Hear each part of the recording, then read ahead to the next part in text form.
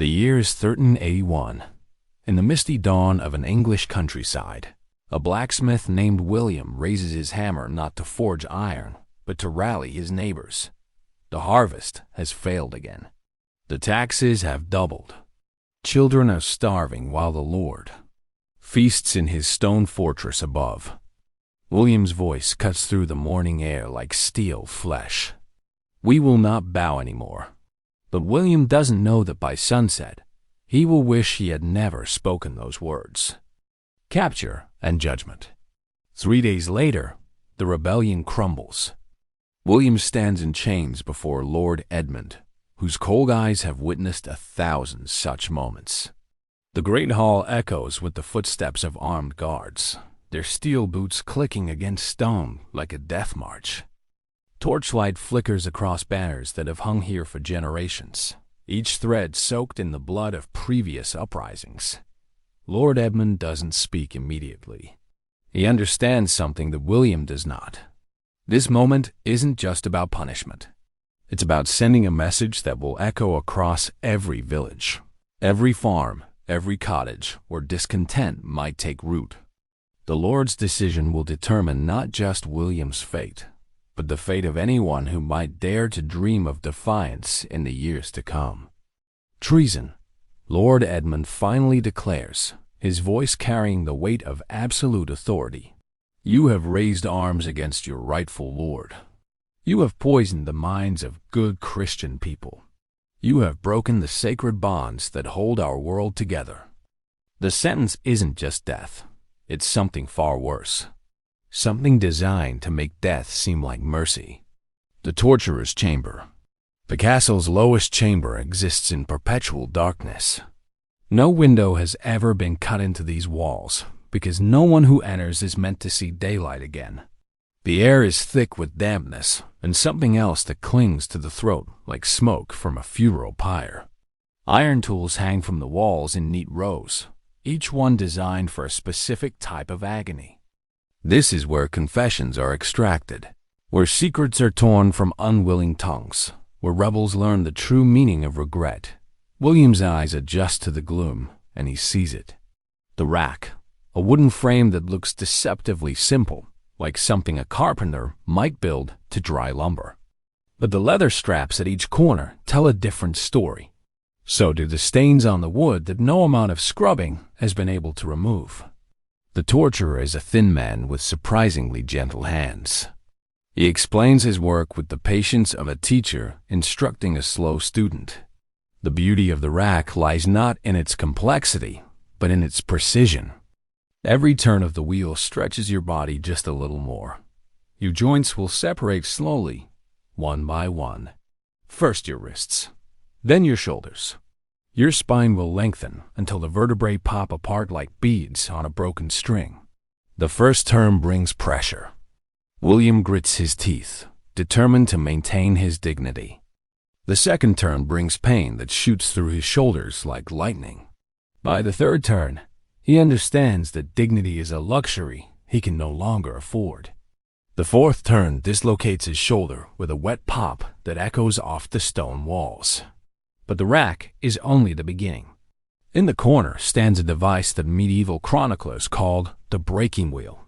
It's exactly what it sounds like. A cartwheel mounted horizontally, with spaces between the spokes just wide enough for human limbs. Rebels are tied to the wheel, and then the executioner uses an iron bar to systematically shatter every major bone in their body. Arms, legs, ribs. Each break calculated to cause maximum agony without bringing the mercy of death. For those whose crimes are deemed especially heinous, there's the crushing stone. The rebel is laid on their back while stones are piled on their chest, one by one. The weight increases gradually, allowing time for contemplation between each addition. The victim watches their own chest compress, feels their ribs bend inward, experiences the slow realization that each breath might be their last. Some endure for hours. Others beg for more stones to end their suffering quickly. The torturer saves the worst for last.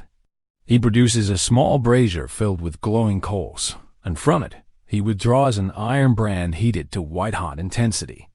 The metal bears the shape of a letter, R for rebel, T for traitor. The brand will burn through flesh and muscle, leaving a permanent mark that will identify the victim for the rest of their shortened life. Even if they survive the dungeon, they will carry this shame on their skin until the day they die. William's confession spills from his lips like water from a broken dam. Names, places, plans that existed only in hope and desperation. But the torturer continues his work anyway. Because this isn't really about information, it's about transformation. By the time William leaves this chamber, he will no longer be the man who raised his hammer in defiance. He will be something else entirely. A warning written in broken bones and scarred flesh. The public square. The town square fills before dawn. Word has spread through every village within a day's walk. A rebel lord will die today, and the method of his execution will be hanging, drawing, and quartering.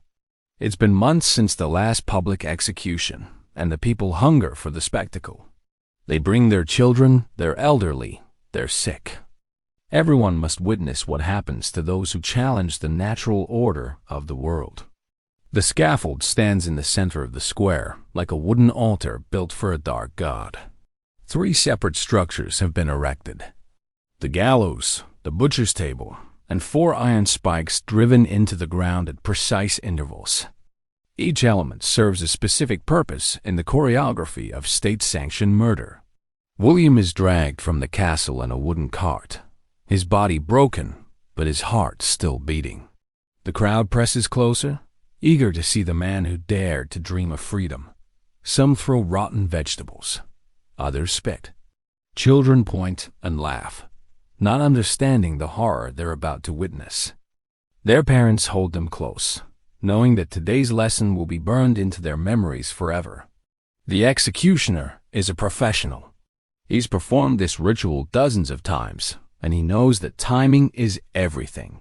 The first phase must be executed with surgical precision. William is hanged by the neck, but not until death.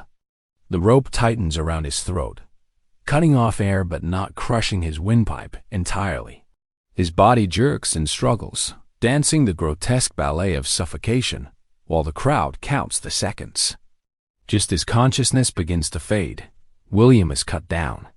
His body hits the wooden platform with a wet thud, chest heaving as precious oxygen floods back into his lungs. But relief lasts only moments. The executioner produces a knife with a blade sharp enough to shave the hair from a man's arm. The drawing begins. The crowd falls silent as William's abdomen is sliced open from sternum to pelvis.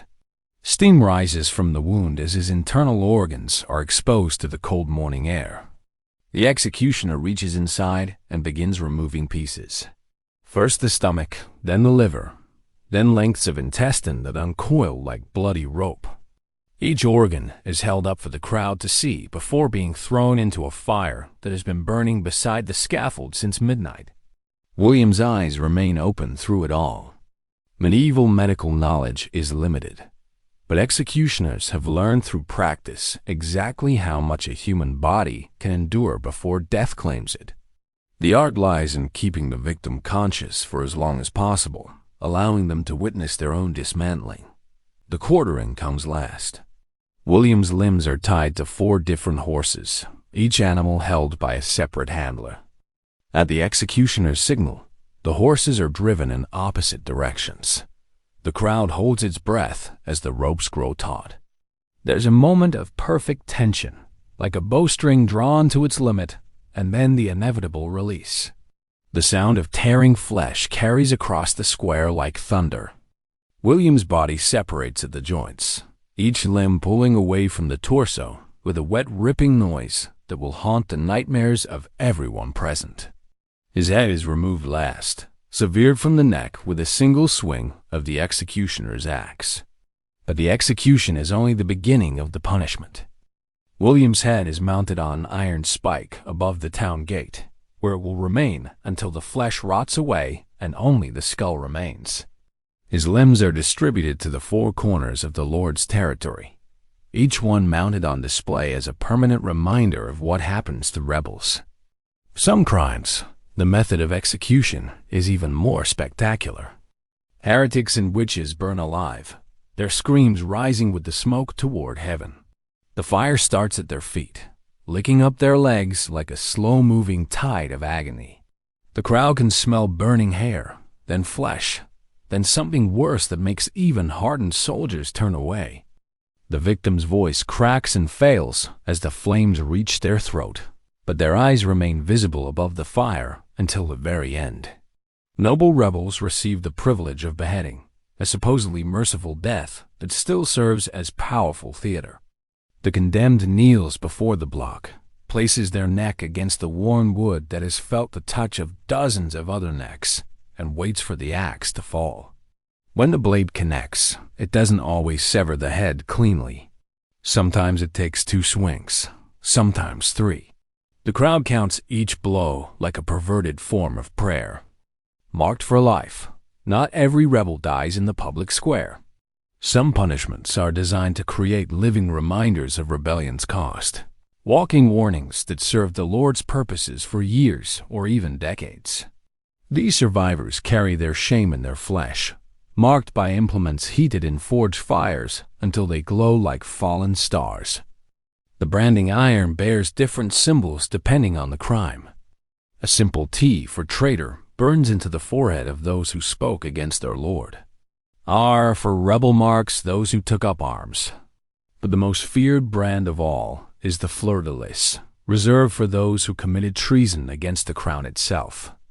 This mark transforms its bearer into a living ghost, recognizable to every person in every village across the realm. The branding takes place in the same public square where executions occur, but the ritual is different, more intimate, more personal. The condemned is held down by guards while the executioner approaches with the glowing iron. There's no quick death waiting at the end of this suffering, only a lifetime of bearing witness to one moment of defiance. The iron presses against flesh with a hiss that sounds like water thrown on hot coals. The smell of burning skin fills the air, sweet and nauseating at the same time. The victim's scream begins as a human sound but transforms into something else entirely, something that seems to come from a place beyond language or reason. The brand burns through the outer layer of skin in seconds, searing the muscle beneath until the symbol is carved permanently into living flesh. But branding is almost merciful compared to systematic mutilation. Medieval lords understood that different body parts serve different purposes, and each amputation carries its own symbolic meaning. Hands are removed from those who raise weapons against their betters. The stump is cauterized with hot iron to prevent death from blood loss, ensuring the victim lives to remember their crime. Tongues are cut from those who spoke words of rebellion. The executioner uses special pliers to grip the tongue and pull it forward, then severs it with a single stroke of a sharp knife. The victim will never again be able to rally others to their cause, never again taste food properly, never again speak clearly enough to be easily understood. Ears are removed from those who listened to seditious speech and failed to report it to proper authorities. The executioner's knife slices through cartilage and flesh, leaving behind a wound that heals into a smooth, scarred hollow on the side of the head. These men and women become known as the notched, easily identified by their disfigurement. Noses suffer the same fate, cut away to leave behind a gaping hole that transforms the human face into something alien and disturbing. Nasal amputation is reserved for those whose crimes involve deception or betrayal. They will never again be able to hide their shame among honest people. The worst mutilations combine multiple amputations into a single orchestrated destruction of the human form. Rebels who led major uprisings might lose hands, ears, and nose in a single session. They become living advertisements for the Lord's power, shambling reminders of what happens when the natural order is challenged. These mutilated survivors often gather in groups, forming communities of the disfigured where they can exist without constant shame. But even among their own kind, The hierarchy of mutilation persists. Those who lost only a hand rank higher than those missing ears. Those missing ears outrank the noseless. And everyone looks down upon those who bear the facial brands, whose crimes are literally written across their features. Some choose suicide rather than live with their mutilation. Others embrace their disfigurement as a form of martyrdom, wearing their scars like badges of honor. But most simply endure, day after day, year after year, carrying their punishment through a world that sees their bodies as living proof that rebellion leads only to ruin. Their children learn to read the language of scars and missing flesh, understanding from an early age that certain thoughts must never be spoken aloud. Certain dreams must never be shared. Certain hopes must be buried so deep that they can never take root and grow. Cast out from society. There are punishments worse than death, worse even than mutilation. To be declared an outlaw is to be erased from the world of living men, to become a ghost walking among the breathing, to exist in a space between life and death where normal rules no longer apply. The ceremony of outlawry takes place in the Lord's Hall, but its effects echo across the entire realm. The rebel stands before the assembled court while a herald reads the formal declaration. Let it be known that John, son of Robert, blacksmith of Milbridge, is hereby cast out from the protection of law and crown. Let no man give him shelter, food, or aid. Let no church offer him sanctuary. Let his name be struck from all records, his property seized, his family bond severed. The words fall like a judge's gavel, each syllable carrying the weight of absolute authority. But the true power of outlawry lies not in what it says, but in what it doesn't say. It doesn't forbid killing the outlaw. In fact, it actively encourages it by removing all legal consequences for his murder. An outlaw becomes fair game for anyone seeking easy profit or simple entertainment. His death carries no penalty, no fine, no consequence whatsoever. He becomes less than an animal, because even animals belong to someone, and killing them requires compensation to their owner. The outlaw belongs to no one, which means his life has no value at all. The psychological effects prove as devastating as the physical danger. To be cut off from all human contact, to be denied the basic social connections that make life meaningful, to be rejected by family and friends, who fear association with the condemned. This creates a special kind of agony that gnaws at the mind like acid eating through metal.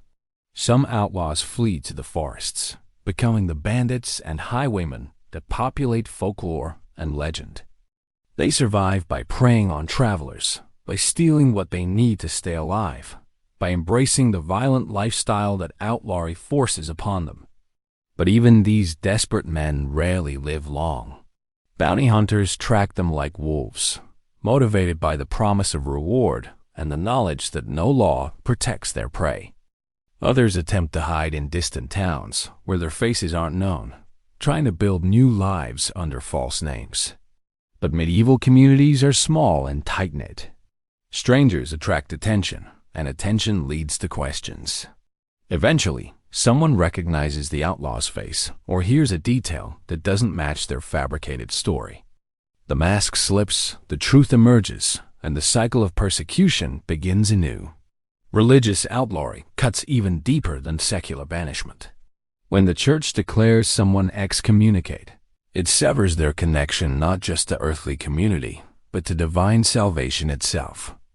The excommunicated person cannot receive the sacraments, cannot be buried in consecrated ground, cannot participate in the religious rituals that give meaning and structure to medieval life. In a world where everyone believes absolutely in heaven and hell, excommunication represents something worse than death. Death is merely a transition from one state of existence to another. But excommunication means eternal damnation, an eternity of suffering with no hope of redemption or relief. The ceremony of excommunication involves literal and symbolic separation from the community of believers. Candles are extinguished to represent the snuffing out of the soul's light. Bells toll as they would for a funeral, because the excommunicated person is considered spiritually dead. The congregation turns their backs on the condemned, refusing even to look at them as the sentence is pronounced. Families torn apart by excommunication face an impossible choice. They can maintain contact with their condemned relative and risk their own spiritual welfare, or they can sever all ties and preserve their standing within the church. Most choose preservation, abandoning their loved one to face damnation alone. The excommunicated person becomes a walking corpse, alive in body but dead to God and community. They cannot marry, cannot do business with Christians, cannot even speak to their own children without contaminating them with spiritual poison. Some go mad from the isolation. Others embrace heretical beliefs, reasoning that if they're already damned, they might as well earn their punishment. But perhaps the cruelest aspect of outlawry and excommunication is their permanence. Unlike physical punishment, which ends when the body heals, social death continues indefinitely. The outlaw carries their sentence every moment of every day, a burden that grows heavier with time rather than lighter. The display of power, death, in the medieval world is not the end of punishment. For rebels whose crimes demand the ultimate deterrent, execution becomes merely the first act in a longer performance designed to horrify the living for months or even years to come. The gibbet stands as the final statement of lordly power, a monument built from human remains that speaks louder than any proclamation or decree. Gibbeting transforms the executed rebel into a permanent fixture of the landscape. The body, already broken by hanging or more elaborate tortures, is secured inside an iron cage custom-fitted to human dimensions. The cage hangs from a tall wooden post driven deep into the ground, positioned so that travelers on main roads cannot avoid seeing its grisly contents. The sight that greets passers-by defies the natural order of death and burial that comforts the living. Instead of peaceful rest in consecrated ground, the rebel's corpse sways in the wind like a grotesque weather vane, arms and legs positioned by iron bars in a permanent attitude of supplication. The face, locked in whatever expression death froze there, stares down at the road with empty sockets that once held living eyes. The process of decay becomes a public spectacle that changes with the seasons. In the first weeks, the body retains its human shape, though the skin takes on an unnatural pallor that makes it visible from great distances. Flies gather in black clouds around the cage, their buzzing audible to anyone who passes close enough. The smell carries on the wind, sweet and putrid at the same time, announcing the gibbet's presence long before it comes into view. As time passes, the decomposition accelerates. Flesh begins to slough away from the bones, falling piece by piece through the gaps in the iron cage to litter the ground below. Ravens and crows discover the feast, perching on the gibbet like unholy congregants attending a sermon preached by the dead.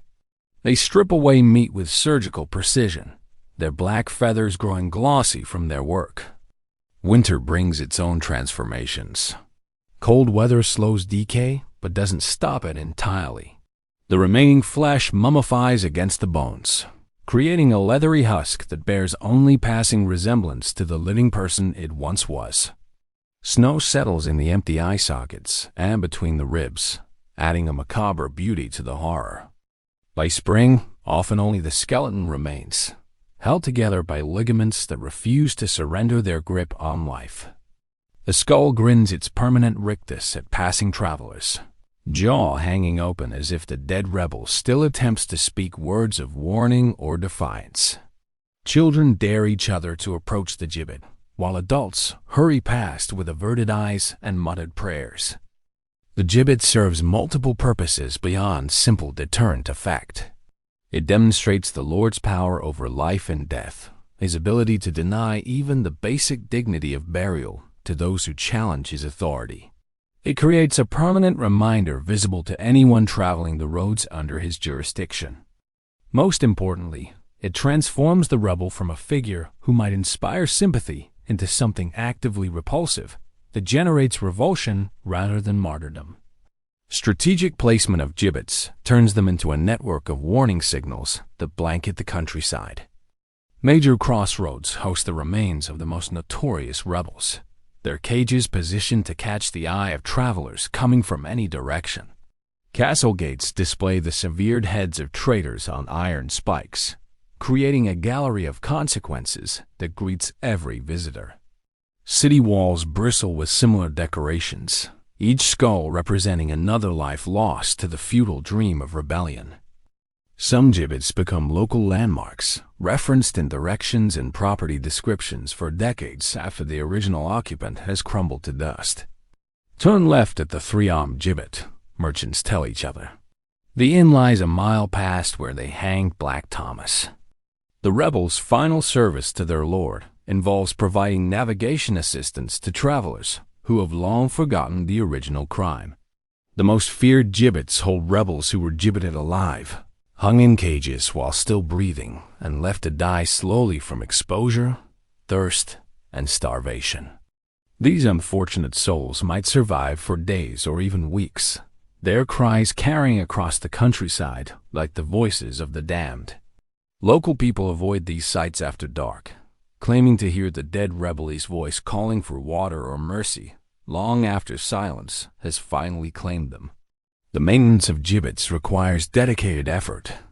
Iron cages must be repaired when they rust through. Wooden posts need replacement when they rot at the base. New rebels must be found to fill empty gibbets, because a roadside without its proper complement of warning decorations suggests weakness in lordly authority. Innocent blood. The most terrifying aspect of medieval justice isn't what happens to rebels themselves, but what befalls those who had the misfortune to know them, love them, or simply live near them when their uprising failed.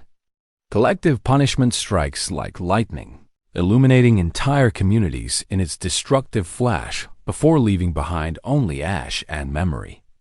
The principle behind collective punishment rests on a simple medieval understanding of responsibility and contamination. Rebellion, like plague or heresy, spreads through social contact. Those who harbor rebels, feed them, shelter them, or simply fail to report their presence become complicit in their crimes. The only way to stop the infection from spreading is to burn out the diseased tissue, regardless of how much healthy flesh must be sacrificed in the process. When word reaches the Lord that rebellion has taken root in a particular village, his response arrives with the thunder of hoofbeats and the glint of steel and sunlight. Armed men pour into the settlement like water through a broken dam, surrounding every building, blocking every escape route, turning neighbors into prisoners in their own homes. The interrogation begins immediately. Who spoke the first words of rebellion? Who listened without protest? Who provided food to the rebels?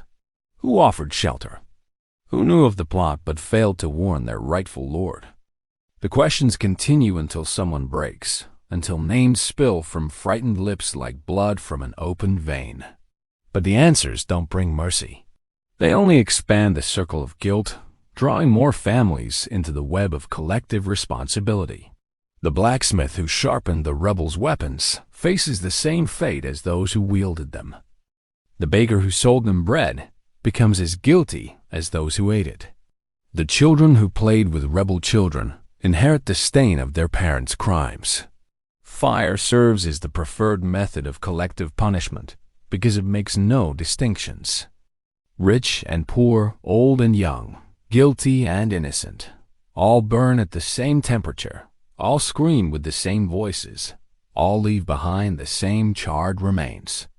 The Lord's men surround the village and set torches to the thatched roofs simultaneously, creating a ring of flame that traps everyone inside. The villagers run from building to building, seeking escape that doesn't exist. Families huddle together in root cellars and storage rooms, hoping that thick walls might protect them from the heat and smoke. But medieval buildings burn quickly, their wooden frames and straw roofs turning into towering torches that can be seen from miles away. Some villagers attempt to flee through the flames, carrying children in their arms or leading elderly parents by the hand. A few succeed in breaking through the perimeter, their clothes smoldering, their skin blistered, their hair singed away. But the Lord's mounted men patrol the edges of the fire, cutting down anyone who emerges from the inferno. The sound of a burning village creates its own symphony of destruction. Roof timbers crack and fall with sounds like thunder. Trapped animals scream as the flames reach their pens. Human voices rise above the roar of fire, calling out names of loved ones, pleading for mercy that will never come, praying to a God who seems to have turned his face away. Those villagers who survive the initial burning face a different kind of collective punishment. They are driven from their lands with nothing but the clothes on their backs, forced to join the ranks of beggars and outlaws who haunt the roads between settlements. Their children grow up branded by association with rebellion, forever marked as potential traitors in the eyes of other lords. Some collective punishments target specific aspects of village life rather than destroying everything at once. The Lord might order all adult males executed, leaving behind widows and orphans who cannot work the fields or defend themselves against bandits. Or he might seize all livestock and grain, condemning the population to slow starvation through the coming winter. The taking of hostages represents another form of collective punishment that extends the Lord's control deep into family structures. Children are separated from their parents and taken to the castle, where they serve as living insurance against future rebellion. These young hostages grow up in a world of constant threat, knowing that their family's behavior determines whether they live or die. The psychological impact of collective punishments spreads far beyond the communities that experience it directly. Word travels quickly from village to village, carried by merchants and travelers who witness the destruction. The message is clear. Rebellion doesn't just endanger the rebel, but everyone they've ever known or loved. This knowledge creates a web of mutual surveillance that penetrates every level of medieval society. Neighbors watch neighbors for signs of discontent. Parents monitor their children's conversations for dangerous ideas. Spouses report their husbands' or wives' seditious thoughts to avoid being caught up in their punishment. The fear of collective punishment turns entire communities into willing accomplices in their own oppression. Better to report a potential rebel to the authorities than risk having your village burned for harboring them. Better to remain silent when witnessing injustice than speak up and endanger your family. The silence that followed. In the aftermath of rebellion and its brutal suppression, a peculiar quiet settles over the land like snow falling on a graveyard. It's not the peaceful silence of contentment, but something else entirely. The hollow absence of sound that comes when people forget how to speak freely. When thoughts themselves become dangerous, when even dreams of justice must be buried so deep they can never surface. Villages that once buzzed with conversation now conduct their business in whispers. Market days become exercises in careful neutrality, where merchants and farmers exchange goods with nervous glances toward the castle walls. Children learn to play quietly, to avoid the games that might be mistaken for practicing warfare, to keep their voices down when adults discuss the weather and the harvest and nothing else worth mentioning. The gibbets standing at crossroads do their work even in silence, their empty cages swaying in the wind as eloquent as any proclamation. Travelers hurry past these monuments without lifting their eyes, their footsteps quick and purposeful, their conversations postponed until these reminders of consequence fade into the distance behind them. Church sermons focus increasingly on the virtues of obedience, on the divine appointment of earthly authority, on the rewards that await the faithful in the next world, rather than the injustices they endure in this one. Priests who once might have spoken for the oppressed discover new appreciation for texts that counsel patience and submission. The silence deepens with each passing season. Young people who might have challenged the old ways learn instead to accept them as natural as sunrise and sunset. The vocabulary of resistance slowly disappears from common use. Words like justice and freedom becoming exotic concepts discussed only in the abstract, if at all.